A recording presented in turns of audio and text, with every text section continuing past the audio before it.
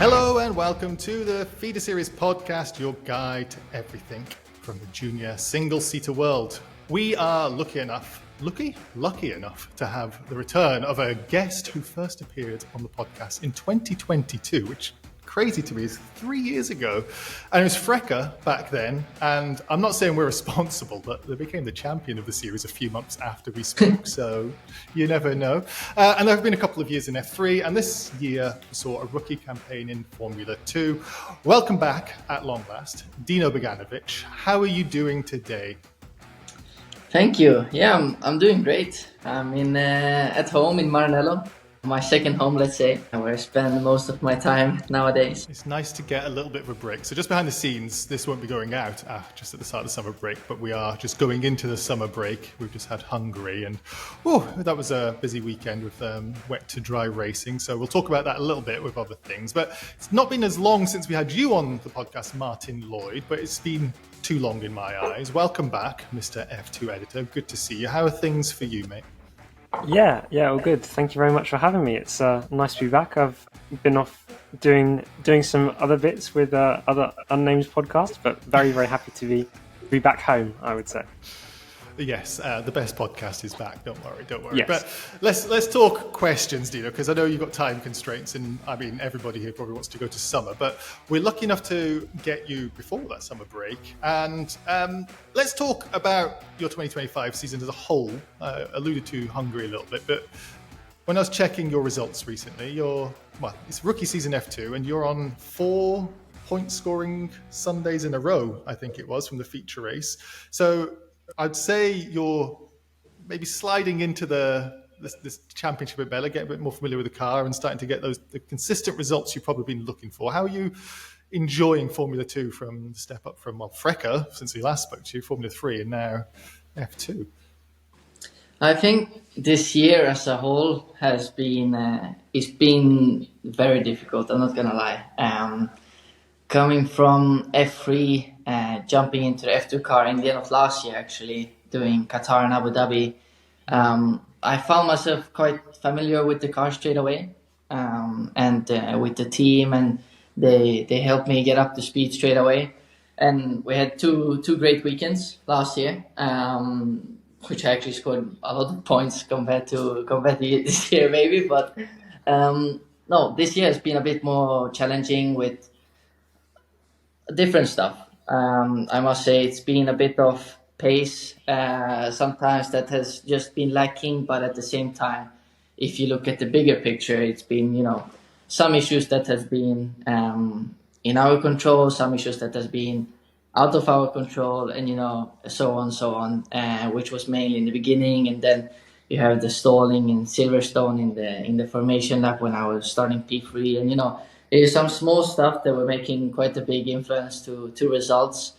And I think going into this year, I think mainly from what I've done in previous years, and let's say what I did in the car when I jumped in last year in Qatar and Abu Dhabi, I almost came in as a kind of a favorite into the championship, and it's not been the way that we have wanted, let's say, so far. But again, there's still a couple rounds left, still learning and trying to understand some stuff, getting more happy in the car and just getting more confident and getting a setup that is more suitable to me. But yeah, we're still working on that, and I think Budapest was a good step forward for that.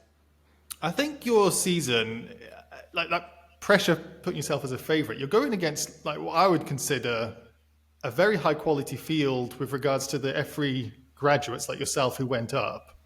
And then quite a lot of experienced drivers who were already in F2. And Martin, I was hoping you could speak to this a little bit, because this Formula 2 2025 group, I'd consider like quite a strong mixture, especially after how many people went into F1, of remaining drivers in there with that step up. Is that something you think Dino's maybe been a bit harsh on himself here?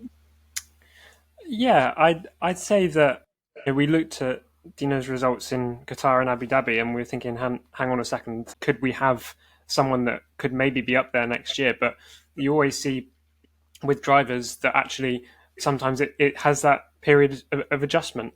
We saw with Gabriel Bortoleto last year, he didn't get his first feature race win until Spielberg, I believe.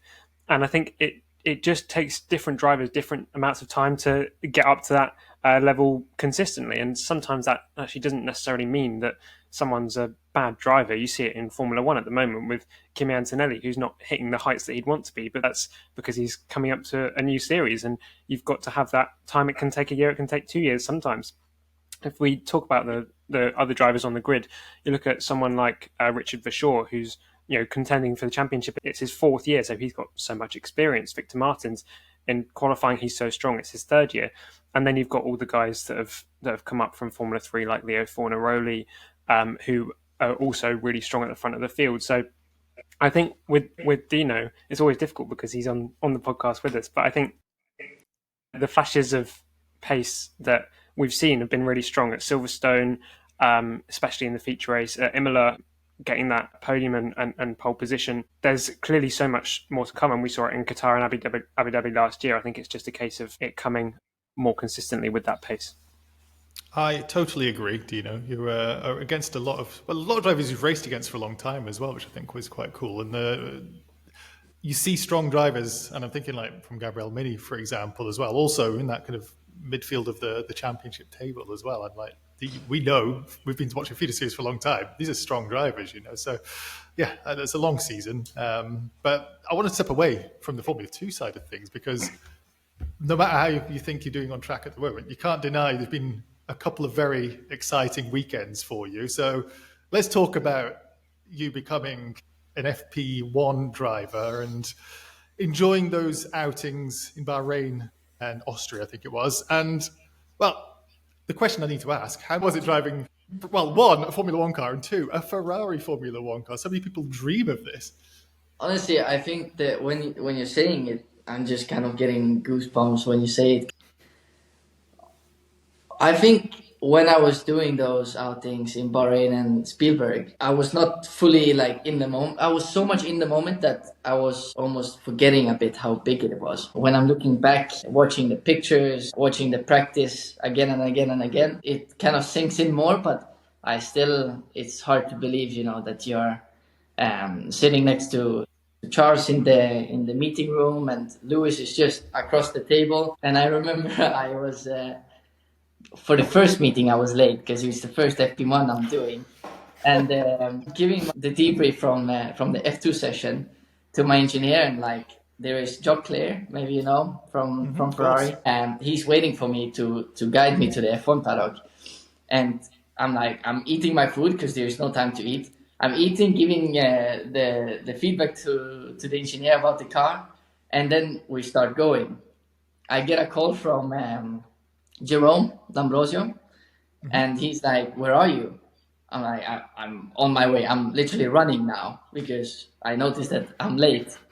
And he's like, "Okay, but you're late, and we're starting the meeting." So I'm running through the F1 paddock. I've just changed, fully sweaty. I open the door to the meeting room, and then there is all the engineers, Lewis, Charles. And I'm like, "Sorry guys, I'm late." First time. Sat down, be quiet, and I was like, okay. Do you know what the equivalent is when you have those like dreams for normal people, not racing drivers, of like going to school and then you've forgotten to get dressed and you're in your underwear or something, like a horror story? This is like a junior driver's absolute nightmare. And then Clever and Lewis Hamilton. And it's so quiet in the room, and I'm like, sorry, I'm late. But then second time it was a lot better when we went to Spielberg. We organized a scooter to go from the F2 paddock to the F1 paddock. And I actually went with the F2 suit. I went to the Ferrari hospitality, changed. It was so much easier, calmer. I was not stressed at all, actually. It sounds weird, but I was not so nervous for my second time because, I've done it one time before. I know what to expect. I know what I need to do for the team. And we had obviously the floor upgrade for both events. So in the end, it's about doing the job for them, but also living in the moment that you're doing it and trying to, make them want you come back in the car. Well, they did. You asked you back for, what I consider the best track in the world, Spielberg as well. Like to go around that in a Formula One car. I'm incredibly jealous, incredibly jealous. But I've been following, as you know, I've been following you for years and years. So I think you've been part of the FDA for like 5 or 6 years, like a really long time. You've been so close to the team. So I'm really glad that you've had that chance to feel that you're part there. Because one of the things Alex Jake said to me before, which I think is so key, is no matter what happens for any driver's career, like those FP1 sessions, that's like if I'm thinking Fred Vesti, for example, never made it into the F1 team, but then he had those days when he's in the Mercedes team. But the family come, everybody comes, and it's like that. This is what you've dreamt of. I'm sure you were there with some of the other FP1 drivers as well. Like for everybody there, you must be so buzzing when you go back to the support paddock, just like, oh, how cool was that? How exciting and everything. Yeah. Do you and Luke do it at the same time in Bahrain as well? Did I what? Did you and Luke do it at the same time in Bahrain? Yes, we did. Yeah. That must have been quite fun. Just teammates after this, like, yeah. The car's a bit slow now. You should have seen the one we did earlier. Yeah, we have similar feedback in the debrief. Fun, yeah. Oh, very, very, very happy for you, mate. We've got our audience questions to come to, but before we get to that, Martin, I know you've been at the track this season, and you've seen Dino perform on track on a pretty strong weekend as well. As looking back, and it was the second best weekend at Silverstone. How did you find, Dino in person, Silverstone, and that performance on another challenging weekend for the Formula 2 drivers? Yeah, it was one of the most interesting weekends of the year from a performance perspective, in my opinion, in Formula 2, because you had the whole story of the whole weekend being that we had no idea what the weather was going to be on Sunday. We had the F3 race cancelled before, and so it was a real almost journey into the unknown, with a lot of the drivers having not done too much racing in the wet and having that wet race at Silverstone. But both Dino and Luke were incredibly strong in the wet, and you could just see them both flying up the timing screen every lap, whether they were getting past Josh Dirksen or moving up. I think it was from like 12th and 8th on the grid and eventually being in the top 5. And I think it was a really, really impressive drive, because it didn't just show that obviously the high tech was quick in the wet, but some of the bravery that both Dino and Luke showed in terms of being in the wet and at such high speed, making some of those moves, it was really, really impressive. And I think it just brings home to you when you're at the track, the level of not just stress, but the level of bravery that these guys have, because you look at it on TV and sometimes you can't really tell quite how fast they're going. When you're stood by the old pit straight and they're going between Woodcote and Copse in the rain, and you can see them going side by side, and you have a very sharp intake of breath, that's when you know that how fast these guys are going. And just, I think it really, like I say, brought home the level that those two, Dino and Luke, had at Silverstone, and we saw it to an extent again in the wet at Spa. So I was very, very impressed, as you might expect, with being in the paddock for a second time. Yeah, I think what he's trying to say there, Dino, is quite inappropriate. He said he saw your balls dragging across the floor, going through one of the highest parts of the Silverstone track. Such a good track in the rain as well. Yeah, well, welcome to the UK. Listen, Dino, Martin and I, I'm sure, could talk all day to you, but we've got loads of questions, put it to the audience, and I think it's around 100 questions we end up getting to ask. There's a lot to go through. Popular guy. I've tried to cut through to get through as many as possible. So let's go through them, the audience questions. This is from a ribbed cage via Twitter. I wonder what's something that you wish more people knew about you, maybe about being a Ferrari junior, about driving an F2, or just about you in general. So I'm guessing this might be something you might regret saying when you're a Formula One driver in 10 years and you constantly get asked it. But what don't people know about you, Dino? This is, I hope this question doesn't take too long time, but I actually wish people knew more about the base story, where it all started. Please tell us. With my background is what I mainly want to say, because basically it starts with my parents coming from Bosnia. They are both from Bosnia, and there was, as we know, the war in Bosnia was in '92, and they immigrated to Sweden. Obviously, they basically got on a bus in Bosnia, and they didn't know where they would end up.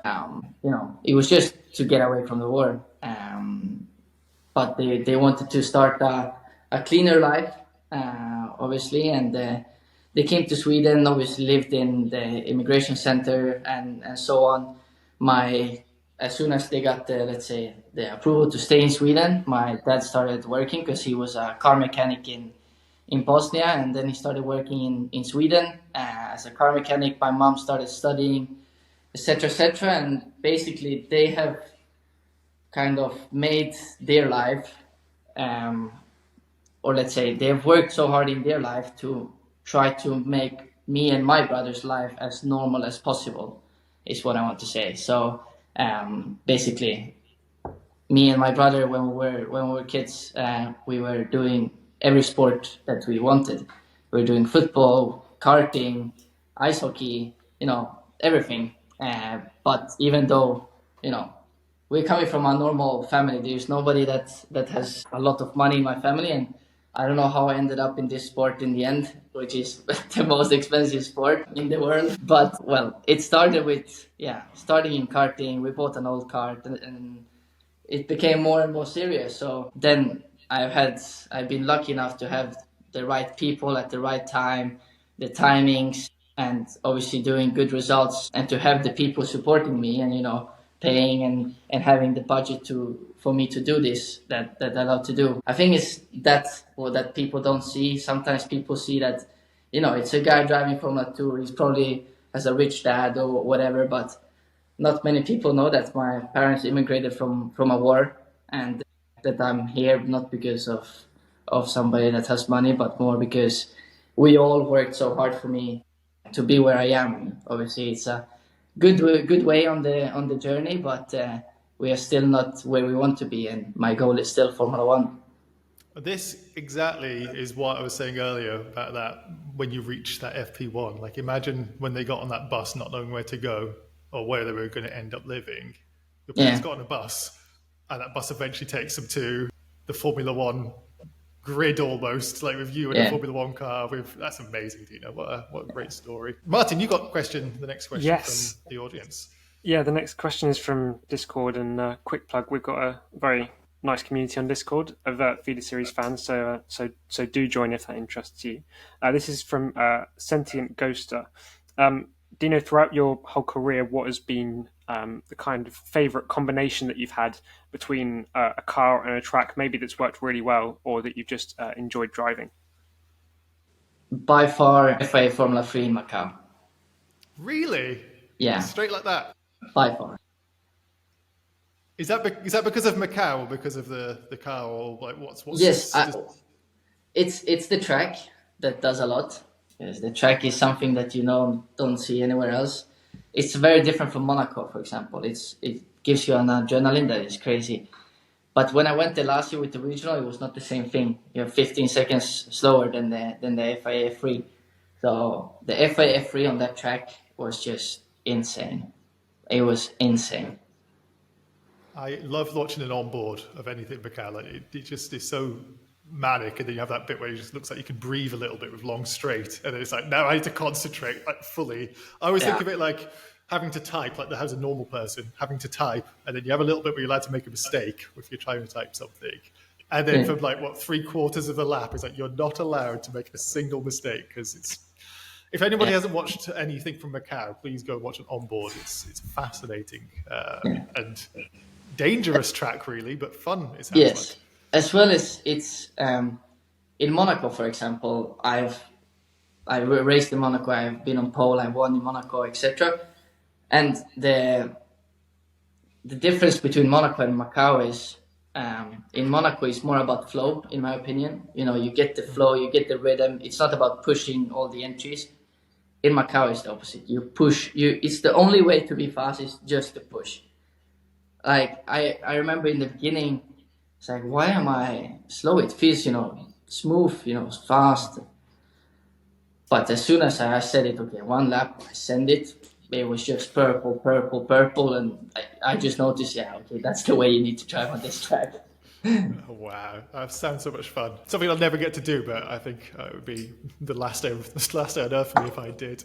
Another question, very different, but we spoke a little bit about your teammate earlier. Alex K Journalist Vlogs on Instagram wants to know your favorite thing about Luke Browning as a teammate this year at High Tech. I think me and Luke always had good respect to each other since F3. We raced together and so on. Becoming teammates in High Tech, I think it was good because we learn a lot from each other. I think we are quite different drivers, how we work and so on. But I think he has learned from me. I've learned a lot from him. That's I think a healthy relationship that you can learn from each other, and then you obviously grow together. So it's been good so far. It's nothing about singing in the shower or anything like that, then. No, we're not there yet. Almost.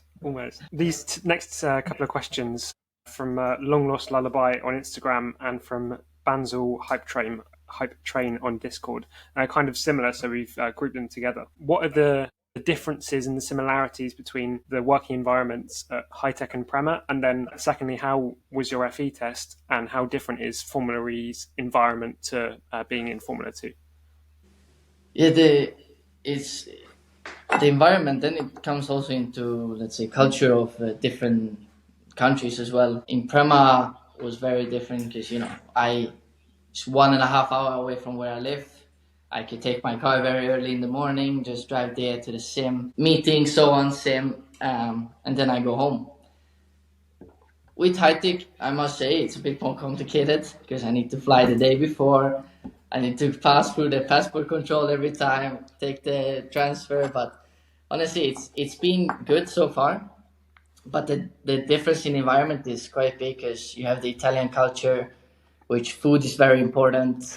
You take a long lunch, you take it chill, relaxed, obviously good food. When it's time for coffee, then it's time for coffee, nothing else. In UK, it's a bit different. I would say you bring your own food, first of all. So first thing when I land is Mark and Spencer, and then get a lot of stuff, and then I'm ready for 2 days of sim. And chips, a sandwich, and a Coke Zero, and that's your instant coffee. Yes, and that's the main difference, I would say, the food. But then you're working differently. It's not more organized or not. It's just a different way of working, I think, in team and different people, how they put up some stuff. And it's quite interesting to learn from both sides and try to take good bits from Prema, take good bits from High Tech, and put it together and try to learn from all of it. And the Formula E side of things? Formula E, I was quite impressed, I must say, with the engineering side of Formula E. I think it's a very strong series for engineers, but also drivers that we see a very high level of drivers go there. And I think it's because it almost felt like a small Formula One team when I first arrived, because it was really, really organized, really serious about everything. And you can do so much stuff with the systems to improve the car, to change the difference in balance without changing the setup, just working with the systems. And that impressed me quite a lot. Then I think the side of driving the car was very different for me, like very low downforce, low grip. Basically, it's the same tire for both wet and dry, which obviously, again, it's lower grip. But I hope one day that they can make a car that is higher grip, higher downforce, and I think they're doing that for the next generation of car in 27 when it's coming. And then I think also the tracks will be higher level and bigger tracks. So but my first impression was that I was impressed by how they were working as an engineering group. Dino wants to be having the speed to have those balls dragging on the floor. We exactly learned that from this podcast, if not exactly else. This one isn't a question, Dino. It's from James Lowe, J4 Meslow, if you want to read it a different way, on Instagram. No question, but I don't know if you'll remember this, but thanks for signing my gloves and track day advice. I don't know if you'd have any idea who that would be, because I'm sure you'd give advice to plenty of people. It might be Lewis Hamilton's alternative username. burner account. Exactly, a burner account. And then we've got this actual question, another one from Instagram. Max368. What's one lesson from karting that you still use today? Ooh, Jumping up and down at the start? exactly. No, I think it's racecraft. You learn racing in karting, and karting can look messy sometimes, but it's about being smart in when you do the move and how you do the move, and try to almost make the life of the guy you're overtaking very difficult by then getting overtaken by another guy and making a mess behind. This is something you carry on for racing, I would say. I was watching karting just on the weekend. Those first laps are just chaos. Like the amount of drivers just going on the grass wide but continuing. It's about surviving. It's about being selfish in karting. You need to, well, in racing in general, you need to be selfish. The next question is from Michael McClure on our Discord. There's several talented Scandinavian drivers on the feeder series ladder like you, but there's not much single-seater racing in the region. There's not a Formula 4 championship or anything. Do you consider this a problem for kind of keeping Swedish and Scandinavian racing talent? And if you do, what do you think should be improved there? Honestly, I don't think it is an issue to not have a series. Because anyway, when you're trying to show yourself or get your name out, you're always going to the more competitive ones, which is Italian, German at the time, as a couple of years ago now. RIP. Then it's Spanish, even in the UK it's now pretty big with the British F4. But I don't see it as a problem. I think there are not many Swedish racing drivers at the moment, I would say, on the ladder, but there are a couple in F4, I think, and in karting that are very good. But maybe I'm wrong, but it's the step when you need to make from karting to F4 that is a bit tricky. And I don't know how that could be improved. And it's a lot about backing, the budget you have, and so on. And in the end, showing your name out there for potential Formula 1 teams like Ferrari and other teams like I did. So honestly, I don't see it as an issue, because anyway, you're trying to get to the most competitive ones. At least in my view, that's the best way to move forward and then learn. Because if you go to one that is less competitive, you start winning everything, you're not learning as much as you would if you're not winning. You're not learning as much if you're. These are a lot of Sweden questions, so I've got to group them all together, consistent with the last question. This one is from A Little Loser via Twitter. Because you travel so much, what do you miss the most about Sweden? And I'm going to join it with this one from NN Rankin via Instagram. When you go back home to Sweden, what's the first thing you do when you visit your family? Oh, I think the thing I've missed the most about Sweden is, I think, friends and family, mainly. Just being, there's always that feeling coming home to your city, knowing, stuff also in Maranello. It's not a very big city, but just the feeling of being home, being with the family and friends. And I think the first thing I'm doing when I come back to Sweden is play golf. Golf? With my friends. Honestly, I think it's the first thing. I've already booked, because I'm flying on Friday night. I have booked Saturday morning, Sunday morning, Monday. So I've booked golf every day, basically. So I'm taking my rest. I'm taking my rest on golf now. This makes sense when you said about whatever sports you wanted to do when you were a kid. So I'm guessing trying out golf was part of it. I said ice hockey, karting, football. No, I actually never tried golf when I was... You sports people are addicted. That's what I think. You've got an addiction that you need to be in sports at all times. And actually, perfect segue, completely accidentally. You need to give me some backstory on this, because I don't know who this is, but Journal You don't know who Cat. this is? I'm not a big sport. I watch people. If it doesn't have four wheels, Martin, I mean, it's not a sport, Maybe I'm the weird one here, but Journal of Cat via Twitter. Did you ever meet the pole vaulter Armand Duplantis, or how iconic he is for you also as a Swedish person? And then Chan the Ship, what's the story behind you having Mondo Duplantis' number? So I'm guessing a very good pole vaulter. Yes. Okay. You are quite weird for not knowing who it is then. Yeah, I agree. Thanks, guys. That's what I want to do. Come on the podcast. We don't get much this year. I'm going to come on, get called weird. Thank you. Sorry for that, but anyway, backstory. He's very good at his sport, pole vaulting, breaking records. Like I'm changing underwear basically. But I mean, in the end, it's nothing. It's not a fun story, honestly. I have his number because we texted once to meet. I think it was in Monaco. He had some kind of award thing, and I also had it for F2 and F3 a couple of years ago. And I remember I think he started, I don't know who started following who, but then we just started texting each other. I think he's interested in motorsport, and I really have a lot of respect to what he's doing in his sport.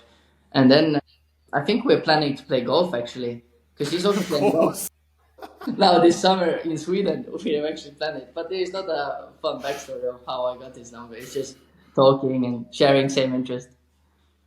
One question I have then, I don't know, I'm going to push time a little bit, but when you have these situations when sports person, famous person, like, oh, they text me and stuff, like, I don't know, is there like a big database of this is this famous Swedish person's phone number? How does that even happen? Like, how do you text this guy, or how does he text you? Is it the PR team? No, I think it was on Instagram. It was like... I'm just this is old person brain. You need a phone number. Instagram makes there's no database of that. Yeah, that makes more sense. Thank you, Instagram. Martin, this is going to be my one, but I thought I'd throw it to you. Sure. This last one comes from Rapini on Discord.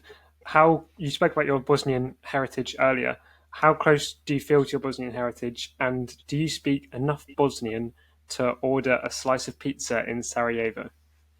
Well, yes. Me and my parents or family, we only speak Bosnian together. So at home, we never speak Swedish.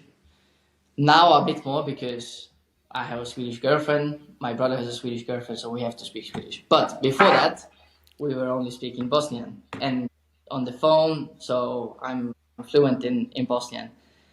Then I actually don't have a Bosnian passport. So it's not that I'm a double nationality, so I'm fully Swedish.